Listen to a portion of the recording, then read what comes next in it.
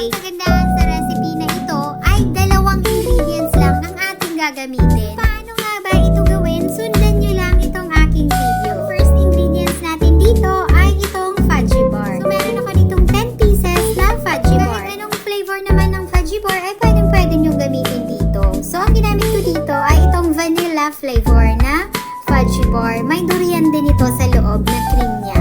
So tatanggalin lang natin itong ating fudgy bar. Ito na, ready na ang ating cake bar. Ang susunod natin gagawin ay puputulin lang natin ito sa half or i-cut lang natin sa half itong ating fudgy bar. Kapag na-cut na natin ito, ayan, nahati na natin sa dalawa. Tayo ng ating paglalagyan at i-arrange natin ito dito sa ating pan. Lang natin itong pan hanggang sa mapuno ito. Ang ikalawa nating ingredients, itong ating cream densada. So chilled cream densada ang gagamitin natin. Kung kayo ay magluluto nito, dapat sa gabi pa lang ilagay nyo sa ref ang cream densada para kinabukasan pwede na natin itong gamitin. Gamit ang mixer ay i-beat lang natin itong ating cream densada hanggang sa mag-double ang kanyang volume or dumami siya. Kapag talaga gumagawa ako ng ice cream or ice cream cake mga mamshis, gumagamit talaga ako ng cream densada kasi mas tipid ito. Kasi nandito na yung kondensada at all-purpose cream. So isang lata na siya. Hindi mo na kailangan bumili pa ng separate na kondensada at yung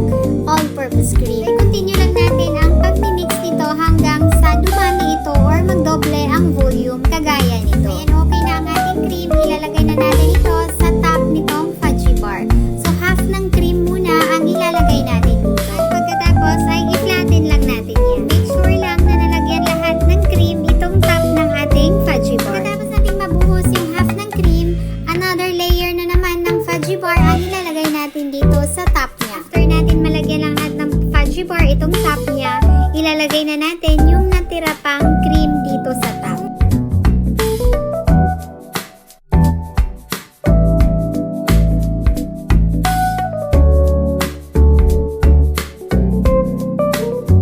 I-flatten lang natin itong top para magpantay talaga yung ating cream. Tira pala kayo ng mga isang pirasong fudgy bar, ayan, i-mash natin yan kasi gagawin natin yung pang-toppings dito sa top ng ating ice cream cake. Ayan, nilagay ko na sa top itong minash ko na fudgy bar. Okay na ito, ilalagay natin ito sa freezer ng mga 12 hours or mas maigi 24 hours. Ayan, hindi na nga namin nahantay ang 24 hours mga moms. Titikman na namin ito, 12 hours pa lang ang